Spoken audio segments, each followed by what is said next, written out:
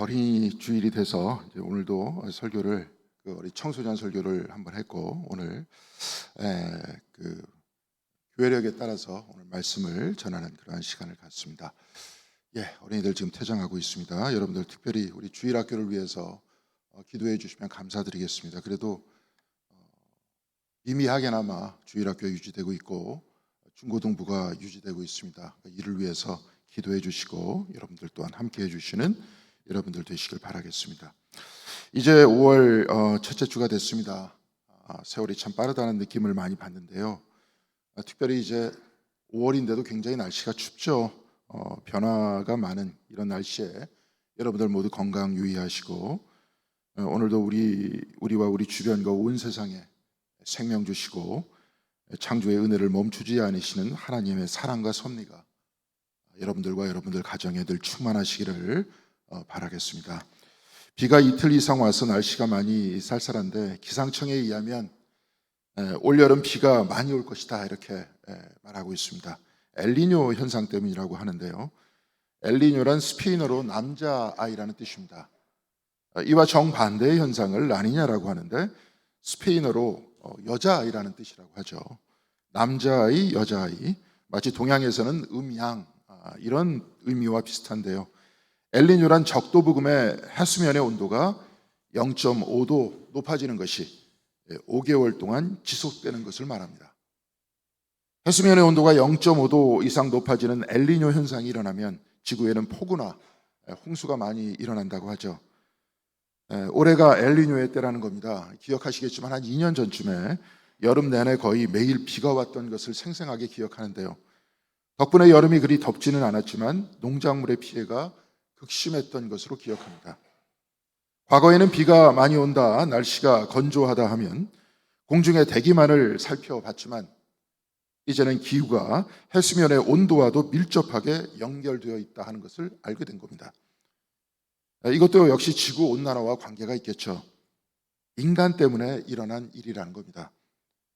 우리가 너무나도 많은 이산화탄소를 배출하고 있기 때문에 지구의 온도가 높아지고 해수면의 온도도 높아지고 있는 겁니다. 이제 지구와 더불어 살아야 되겠는데요. 기업과 국가는 이산화탄소를 배출하지 않는 전기 자동차라든지 수소차를 만들고 있습니다. 에너지도 재생에너지를 사용하자고 전 세계가 지금 노력하고 있습니다. 그렇다면 우리와 같은 평범한 사람들이 해야 하는 방법은 무엇이겠습니까? 바로 이것은 아마도 사람과 자연이 같이 사는 방법, 사람과 사람도 같이 사는 방법을 찾아야 할 것 같습니다. 그렇다면 우리는 어떻게 하면 같이 살 수 있겠습니까? 같이 산다는 것은 여러 가지 이유가 있습니다.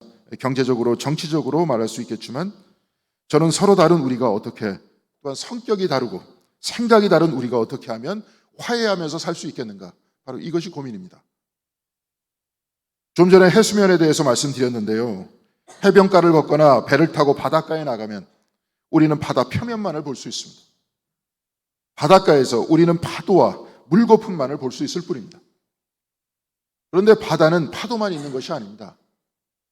진짜 바다는 파도 밑에 숨겨져 있습니다. 파도는 항상 출렁거립니다. 그러나 바다 밑은 출렁이지 않습니다. 바다도 겉과 속이 다릅니다. 우리 인간도 마찬가지죠.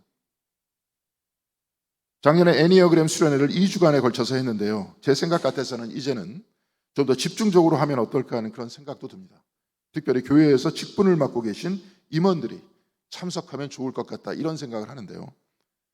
나 자신과 다른 분들이 심리를 알면서 이것을 통해 좀 더 깊이 나와 다른 사람들을 이해하고 이것을 신앙생활에 적용하면 그 유익이 크기 때문에 그렇습니다. 애니어그램뿐만이 아니라 MBTI는 사람의 성격 유형을 중요시 여기는데요. 성격 유형을 말하는 이유는 한마디로 우리가 서로 다르다는 것을 인정하자는 겁니다. 거의 모든 사람들은 자신의 성격 유형과 또한 방향에 따라 살고 있습니다. 자신의 성격과 유형에 따라 세상을 보면서 살아가고 있다는 겁니다. 그래서 심리적으로 보면 서로 다른 것이지 누구는 맞고 누구는 틀리다 이 말은 성립될 수 없다는 겁니다. 예를 들어 저와 같은 유형은 가슴형인데요. 가슴형이란 세상을 감정적으로 보고 받아들이는 경향이 심한 유형입니다. 그래서 상처를 잘 받고 상처를 잘 받다 보니까 사람을 피하게 됩니다.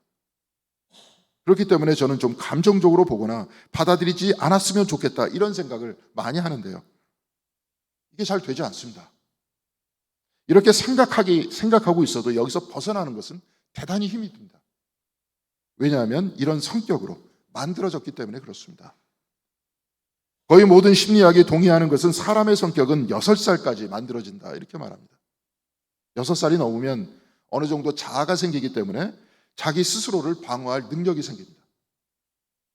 그런데 그 전에는 그럴 힘과 능력이 없기 때문에 상처를 극복하지 못하고 그냥 당하면서 자기 성격이 만들어진다는 겁니다. 그렇다면 6살 이전에 아이에게 누가 상처를 줬겠습니까? 가장 가까이 있는 사람들, 부모나 형제들에게 상처를 받은 것 아니겠습니까? 성격 유형이라는 것은 한마디로 가까운 사람들이 만들어낸 상처에 반응하면서 얻어진 결과물이라는 겁니다. 애니어그램은 보통 9가지의 성격 유형을 나누는데요. 여기에 날개를 붙이면 더 복잡해집니다. 한마디로 우리는 다 다르다는 겁니다. 같은 유형이라고 해도 세상과 반응하면서 자기 자신을 위장하면서 살고 있기 때문에 같은 유형의 사람들도 많이 다른 경우가 많습니다. 우리는 신앙생활을 하면서 하나님 안에 형제 자매라고 말하고 때로는 사랑 안에 하나라고 입으로는 말하고 기도합니다. 그런데 진짜 우리는 이렇게 받아들이고 있습니까? 진짜 서로 다른 우리가 진정으로 형제 자매가 될 수 있겠습니까? 우리는 진짜 하나입니까? 힘듭니다. 그 이유는 왜냐하면 우리가 서로 다르기 때문에 그렇습니다. 그런데 재미있게도 바로 여기서 우리의 공통점을 발견할 수 있습니다. 같지 않고 다르다. 바로 이것이 우리가 가진 공통점입니다. 여러분과 제가 다르고 부부간에 다르고 부모와 자식 간에도 다릅니다. 바로 이 다르다는 것이 우리의 공통점입니다. 다르다는 것은 다른 성격을 가지고 있다는 것인데요. 성격이란 상처에 반응하면서 생겨난 것이라고 했습니다. 다른 성격을 가지고 있다. 이 말은 우리 모두 상처받은 사람이라는 겁니다. 이것 역시 우리의 공통점입니다. 우리가 서로 다른 성격을 가지고 있다는 것은 우리가 상처를 가지고 자라왔다는 뜻입니다. 그리고 이 상처가 성격이 되어 나를 숨기고 살아왔다는 것, 바로 이것이 공통점입니다.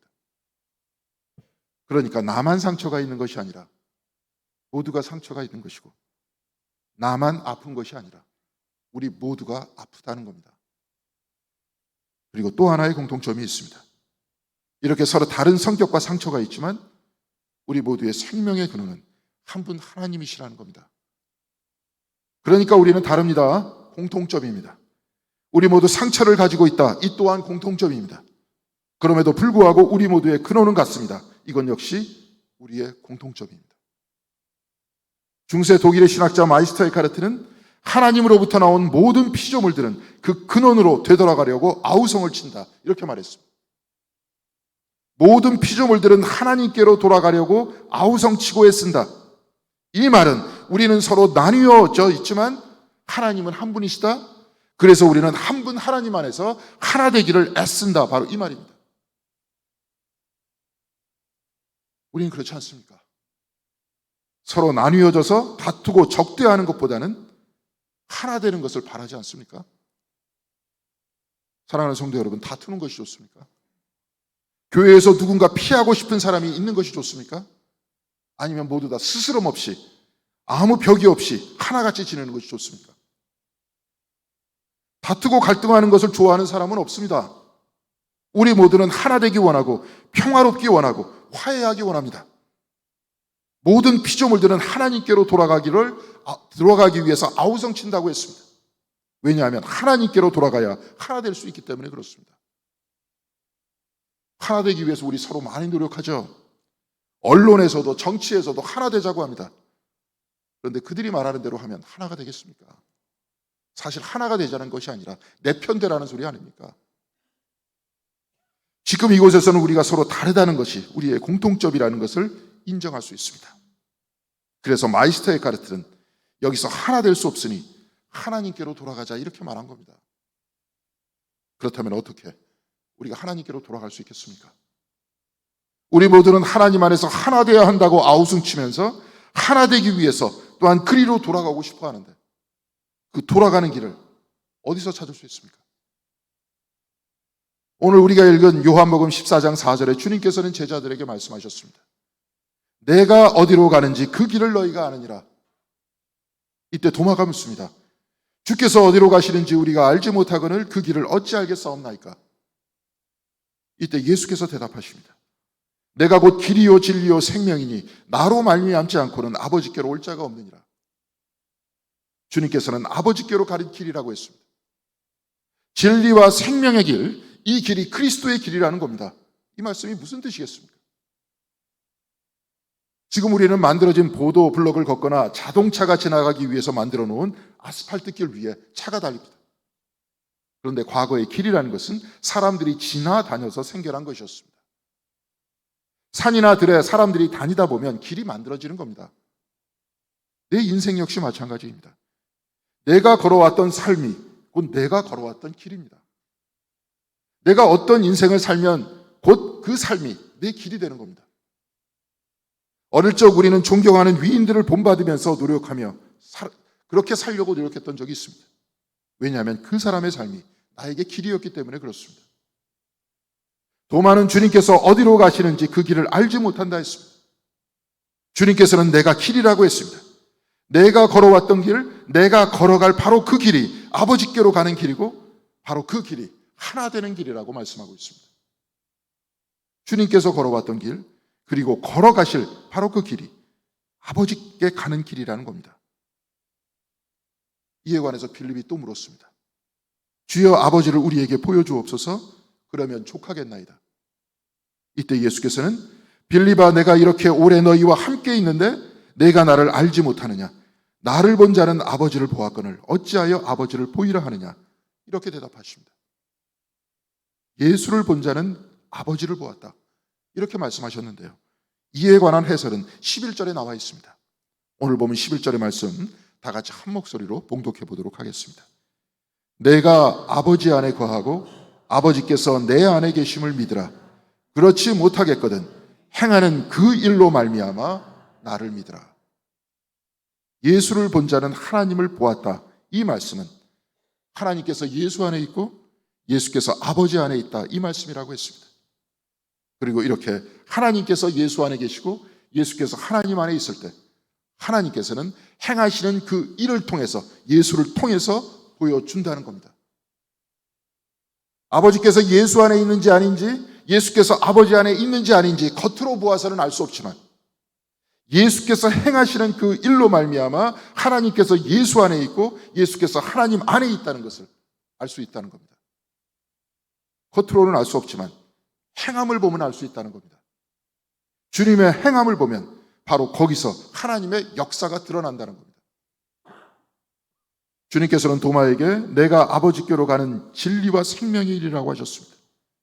예수께서 걸어오셨고 걸어가실 그 길은 하나님께로 가는 진리와 생명의 길이고 빌립에게는 내가 행하는 그 일로 인해 하나님의 역사가 드러난다고 했습니다.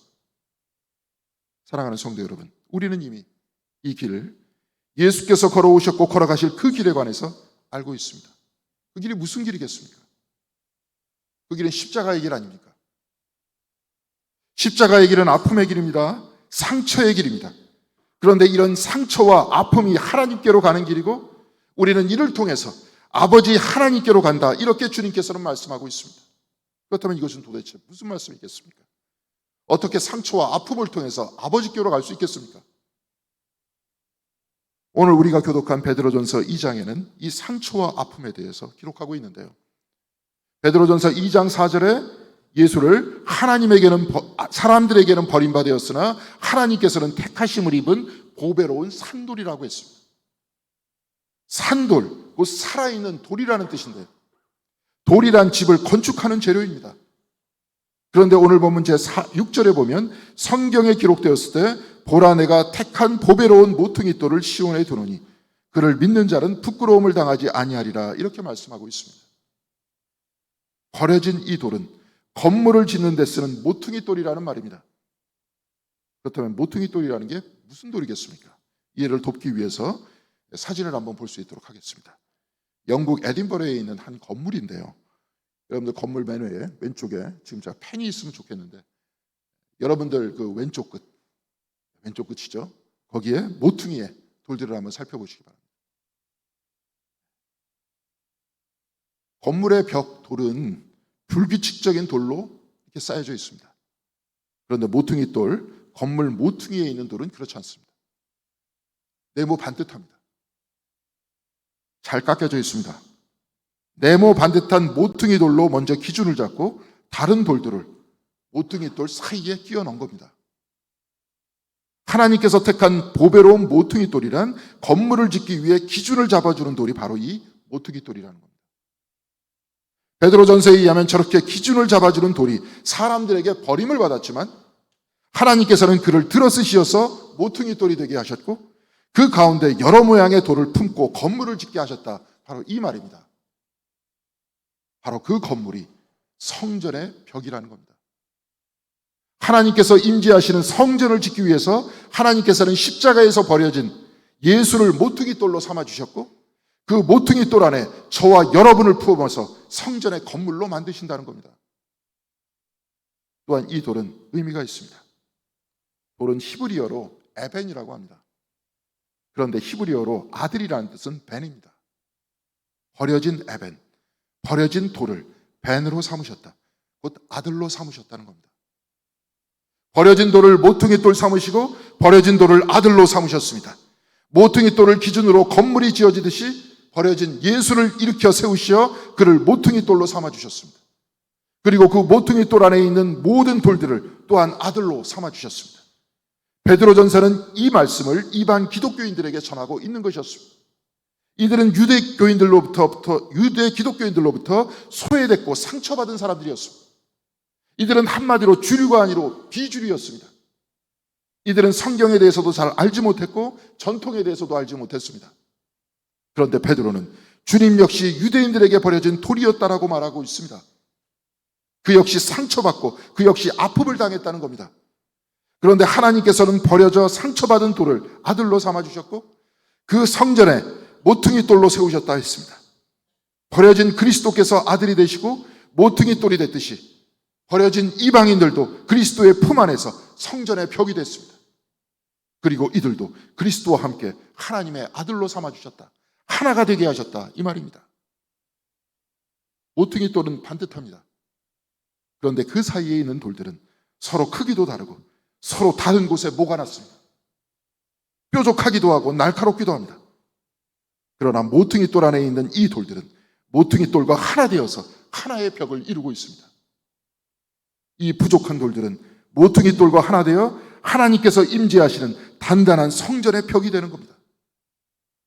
사랑하는 성도 여러분, 저와 여러분은 다릅니다.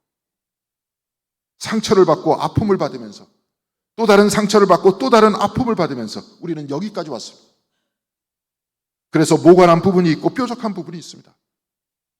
그러나 모퉁이 돌 대신 주님께서는 저와 여러분을 이곳까지 부르셔서 당신과 하나의 벽이 되게 하십니다. 그리스도 안에서 하나 된 우리는 하나님이 임재하시는 성전의 벽이 되게 하시는 겁니다. 체코의 신학자 토마스 할리크는 상처 입은 신학이라는 책에서 이렇게 말하고 있습니다. 나는 더 이상 상처 입지 않은 종교를 믿지 않는다. 상처 입지 않는 종교를 믿지 않는다. 왜냐하면 상처 입지 않은 하나님은 상처 입어서 아파하는 우리를 품을 수 없기 때문에 그렇습니다. 그는 이 책에서 사탄이 마르티노라는 성인에게 그리스도의 모습으로 나타났다고 합니다. 그런데 마르티노 성인은 속지 않았다고 했습니다. 그 성인은 그 사탄에게 이렇게 물었다고 합니다. 당신의 상처가 어디에 있습니까? 하나님께서는 사람들에게 버림받아 상처를 당한 예수를 들어 세우셔서 우리의 모퉁이 돌이 되게 하시고 우리 모두를 모퉁이 돌과 하나 된 거룩한 성전의 벽으로 만드십니다. 예수께서는 아픔과 상처를 통해 우리의 아픔과 상처를 나누시고 우리를 당신의 사랑 안에 그 십자가의 상처와 아픔 안에 하나가 되게 하시는 겁니다. 토마스 할리크는 하나님께서는 놀라운 방법으로 우리 안에 들어오신다. 예수 그리스도 십자가의 아픔과 상처를 통해 그의 죽음을 통해 상처받고 아픔을 가진 유한한 우리와 만나시는 것이다. 이렇게 말하고 있습니다. 하나님께서는 우리의 아픔을 아시고 우리의 유한함을 아십니다. 그래서 그리스도께서는 아픔을 통해 우리의 아픔과 상처의 자리에 함께 하시고 그리스도의 죽으심을 통해 우리의 죽음의 자리에도 같이 계시는 것 아니겠습니까? 이로써 우리 아픔을 품으시고 이로써 우리의 죽음을 품으셔서 우리의 아픔과 우리의 상처와 우리의 죽음에도 불구하고 우리를 하나님께서 임재하시는 거룩한 성전의 일부로 삼아주시는 것 아닙니까? 인도의 신부이자 영성가인 앤소니 데밀로가 쓴 유쾌한 깨달음이라는 책에서는 소금 인형이 바다로 간 까닭은이라는 이야기를 우리에게 전해주고 있습니다. 소금 인형이 세상을 여행하다가 거대한 바다 앞에 서게 됐다고 했습니다. 소금 인형은 그 바다를 보고 매혹이 됐습니다. 당신은 누구이십니까? 그때 바다는 대답합니다. 들어와서 직접 확인해 보거라. 소금 인형은 바닷물을 헤쳐갔습니다. 바다로 나아갈수록 소금 인형은 점점 녹아져서 나중에는 작은 알갱이 하나만 남게 됐습니다. 마지막 알갱이가 녹는 순간 소금 인형은 외쳤습니다. 이제 내가 누구인지 알게 됐어. 이 이야기는 이중적입니다. 이 소금 인형은 예수가 될 수 있습니다. 예수께서 상처 입은 우리와 하나 되기 위해 벌어지셨고 십자가에 못이 박혔고 그래서 우리와 같이 되셨습니다. 우리와 같이 상처와 아픔을 안고 길에 버려졌습니다. 그러나 하나님께서는 그를 세워 모퉁이 돌로 만들어 주셨습니다. 또한 이 소금 인형은 저와 여러분들입니다. 주님께서는 사랑과 용서의 바다에 온전히 우리를 녹여내라고 말씀하고 있습니다. 토마스 할리크는 죽음에서 부활하신 그리스도께서 다시 돌아오시어 제자들에게 충격을 주셨는데 바로 이 충격이란 예수께서는 복수하시는 자가 아니라 용서하는 자로 오셨다는 겁니다. 부활하여 다시 살았음에도 불구하고 보복하지 않고 용서하시는 주님께서 오늘 우리에게 모퉁이 돌이 되십니다. 그렇다면 예수께서 도마에게 말씀하시는 진리와 생명의 길, 아버지께로 나아가는 바로 그 길이란 상처와 아픔을 통해 사랑하고 용서하는 길이 아니겠습니까? 예수께서는 우리를 사랑하시어 자기를 온전히 녹여 우리와 같이 되셨습니다. 우리와 같이 아픔을 당하셨고 우리와 같이 상처를 당하셨습니다. 그리고 부활하신 주님께서는 그 가해자들 모두를 용서하셨습니다. 그렇다면 이제 우리도 소금 인형이 되어서 주님의 사랑과 용서의 바다 안에 녹아서 주님과 하나 되어야 하지 않겠습니까? 주님과 하나 된 성전의 벽이 되어야 하지 않겠습니까? 사랑하는 성도 여러분, 우리는 서로 다르지만 지금 이곳에 앉아 같이 예배를 드리고 있습니다. 우리가 이곳에 있는 이유는 모퉁이 돌 되신 주님이 우리를 부르신 것이 아니겠습니까? 우리가 주님 안에서 하나의 성전이 된 그곳에 하나님께서 임재하십니다. 우리가 사랑할 때, 우리가 용서할 때 하나님께서 그곳에 임재하여서 우리를 하나로 만드십니다. 사랑하는 성도 여러분, 우리는 이 예식을 통해 기도와 찬송을 통해 하나의 벽이 되어가고 있습니다. 이제 그리스도께서 모퉁이 돌이 되시어 우리와 같이 계시다는 확실한 믿음을 가지시고 주님께서 걸어가신 사랑의 길을 걸어가시는 여러분들 모두가 되시길 바랍니다. 용서의 길을 걸어가시는 여러분들이 되시길 바랍니다. 이 사랑과 용서의 길이 우리에게 진리와 생명의 길이 되어서 하나님께서 임재하시어 우리를 하나로 만드시고 또한 우리 모두가 하나 되어서 하나님께로 나아간다는 바로 이 믿음을 가지시고 이제 공동교회가 하나님이 임재하시는 거룩한 사랑의 공동체, 하나님께로 나아가는, 그래서 하나 되어서 모두가 서로를 용서하고 서로를 사랑하는 하나님의 전이 되기를 주님의 이름으로 간절히 기원드리겠습니다. 기도하시겠습니다. 은혜와 사랑이 충만하신 하나님 감사드립니다. 우리 모두를 이곳 주님의 전에 불러주셔서 모퉁이 돌이 되어주시고 우리를 품어주시며 우리를 하나로 만들어주시는 은혜 감사드립니다. 주여, 진정으로 모퉁이 돌 되신 그리스도께서 우리와 늘 같이 계시고 어느 순간에도 같이 계시다는 바로 그 사실을 굳건히 붙들 수 있도록 인도하여 주시어서 우리가 진정으로 이곳에서 하나 될 수 있도록 도와주시옵시고 그러기 위해서 사랑하고 용서할 수 있는 우리가 될 수 있도록 인도하여 주시옵소서. 이름으로 인해서 바로 그 사랑과 용서의 길이 한 분 하나님으로 나아가는 진리와 생명의 길임을 우리의 신앙생활을 통해서 깨달아갈 수 있도록 인도하여 주시옵시고, 교회 안에서 만나는 그 모든 사람들의 얼굴을 통해서, 그 모든 사람들의 가슴을 통해서 예수 그리스도의 현존을 바라보는 우리들이 될 수 있도록 도와주시옵시고, 서로의 얼굴을 통해서 하나님의 역사와 하나님의 은혜가 드러나는 순간들을 체험할 수 있는 저희들 될 수 있도록 도와주셔서 진정으로 하나님 임재에 굳건한 하나 되는 공동교회가 될 수 있도록 주께서 같이 하여 주시기를 바라오며, 이 모든 말씀 우리 주 예수 그리스도의 이름으로 간절히